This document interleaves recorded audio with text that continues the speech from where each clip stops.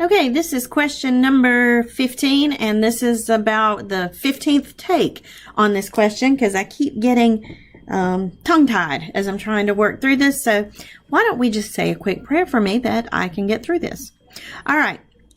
This question, it gives you a fact, and that is that the absolute value of A is less than the absolute value of B, which is less than C. Notice C is not absolute valued. So you don't know these numbers, but I will say you do know this.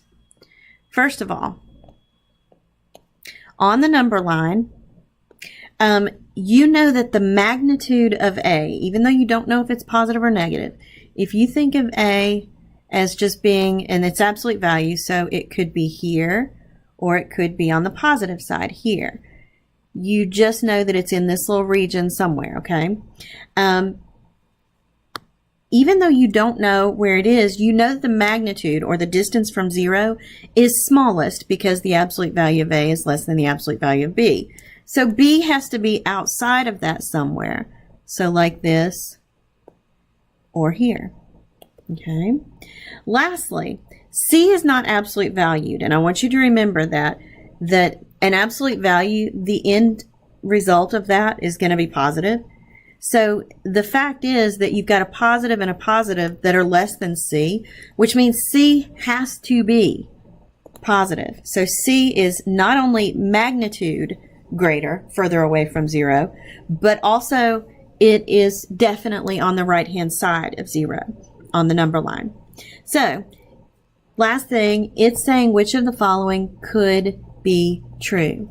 Not which of the following is always true or is definitely true. It's asking, could you figure out 3 numbers that satisfy this absolute value equation or this situation that I've drawn? 3 numbers that satisfy that, but that are that make these next 3 little inequalities true. So we're going to take a look at this and see if we can. So, I want to say this quickly about C.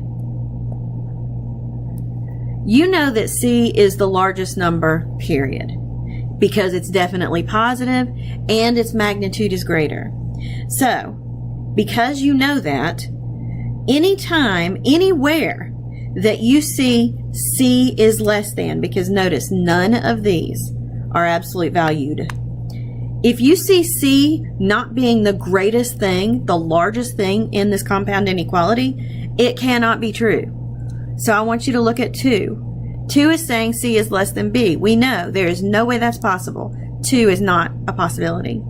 Look at 3. It says C is less than A. We know that is not possible. C's magnitude and sign are definitely greater. So really the only one we've got to check is number 1. And so I'm looking for numbers that make this true. And I want you to remember that as you're struggling through this, you may accidentally, because the numbers you're choosing have to make both of these true. Okay? The numbers that you're choosing, you might accidentally choose incorrect numbers, and which is what I've been doing on the first 15 takes.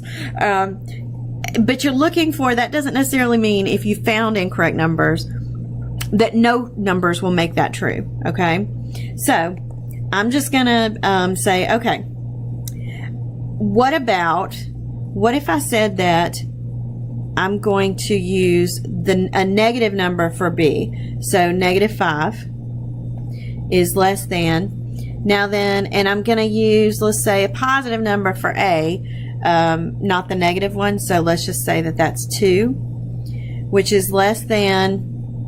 Now I have to choose something that's outside.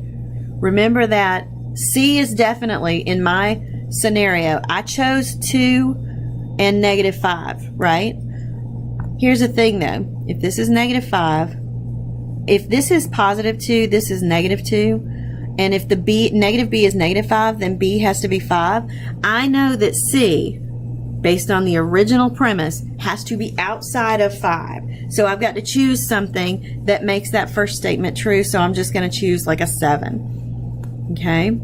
So now I've satisfied the first part, A is less than B is less than C. have us satisfied part 1 that B is less than A is less than C? And the answer is yes, because -5, B is -5, A is 2, C is 7. Yep, it's possible. So 1 is possible, 2 and 3 are not. So the answer is A.